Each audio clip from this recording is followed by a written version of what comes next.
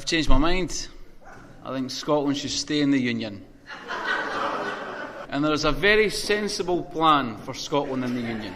And the result of a no vote, in good faith, in order to demonstrate the equality of the constituent nations in the United Kingdom, the way forward should be Westminster transferring all of the UK's economic, political, welfare, immigration, defence, foreign policy decisions to Edinburgh. All of the revenue from the UK's natural resources goes to the Exchequer in Edinburgh.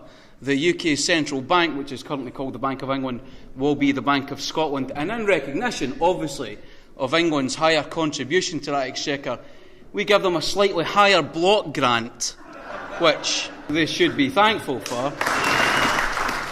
The BBC moves its headquarters to Pacific Quay in Glasgow. 80% of the programming is on Scottish themes set in Scotland, featuring Scottish accents.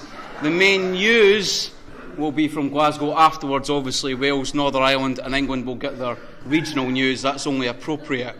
For the next 300 years, the United Kingdom is controlled from Edinburgh. 300 years after that is controlled from Cardiff. 300 years after that is controlled from Belfast. Wouldn't it happen? It's fantasy land. It's so far into the realms of satire that it's ridiculous.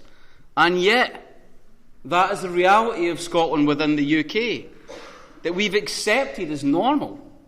You pose that to people in England, they would think, well, that's completely ludicrous, because the reality for them is obviously very different. So I think we have to start thinking about whether or not this is actually a partnership, whether or not this is real equality, what the United Kingdom actually is. It does not serve Scotland. It's never served Scotland. It's simply a means of making sure that the resources and the labour and the wealth that's created all across the UK flows towards London and is controlled by London. And we've all woken up to that. Now, I think people are aware of it. Subconsciously, they're aware of it. Because it doesn't take much when you're having a conversation with somebody who's I don't know. It doesn't take much for you to say, well, in the 70s, when North Sea oil was discovered, they commissioned an independent report called the Macron Report, which discovered that actually if Scotland were independent, to nationalise its oil industry would be one of the richest countries in the world.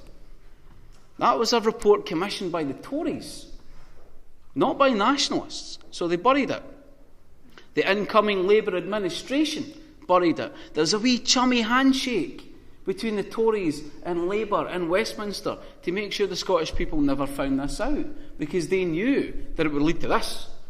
So that's the ways in which we are better together. And I think there's a better way ahead for Scotland.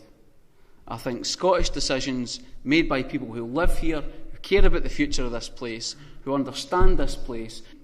Actually, in the aftermath of the Second World War, that settlement, that consensus, where we had council house building, we had the welfare state, we had the NHS. If that was the Britain we're still living in, I wouldn't be making this speech, to be quite honest with you. I don't think Scotland necessarily should be independent just because. I think Scotland should be independent because everybody in this country will be living in a better place. Now, we know that that settlement was ripped up in 1979 by Margaret Thatcher, who simply wanted to put a spear in this hand and a spear in that hand and say to people, right, fight. That's what society looks like now. And all through the 1980s, Scots knew it. They knew that's what was happening, and we voted against it. We voted against it time and time again, and it didn't make any difference, because rich people in the south of England benefited from it. That was a system that suited them. It wasn't the system that suited us. I'm a socialist.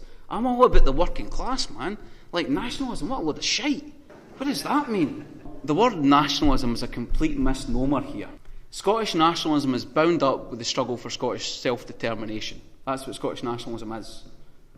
This movement is actually, by its nature and everything it does, any speech I've ever seen by anybody standing up on a podium like this, and I've done a lot of these events, even Business for Scotland, and they come up and I'm like, all right, here we go, here's where we get the Tory in. And it doesn't happen. They'll say, well, here's how I think Scottish independence will benefit business. And they still talk about wealth distribution. They still talk about social justice. They still talk about making Scotland a more equal place. They still talk about raising the minimum wage. So if these are the people who are in favour of business, are still saying that the Scottish independence they want to see is a fairer one, that's a good sign. At the very least, we will have a movement between the centre and the left, which is the mirror opposite of what's happening in Westminster. We've now got 4 parties down there that are dedicated to preserving the status quo. We've tried everything. We've tried a Labour government. Even when we got the governments we voted for, they'd recalibrated themselves to appear respectable to voters in the south of England. Abandoned the north of England, abandoned Scotland, abandoned Wales. So we can't trust the Labour Party. We can't trust the Lib Dems. Obviously we can trust the Tories, you know what I mean? That's a given. But we can trust ourselves. Now, we'll make mistakes in independent Scotland. Of course we will. But they'll be our mistakes. And they'll be our successes. So we can move forwards with positivity, without bitterness, simply saying to people, here's the reality of the situation. We can do better than this. And if we vote no, we give away all our power forever. And they will do whatever the hell they like to us. But that's not what's going to happen.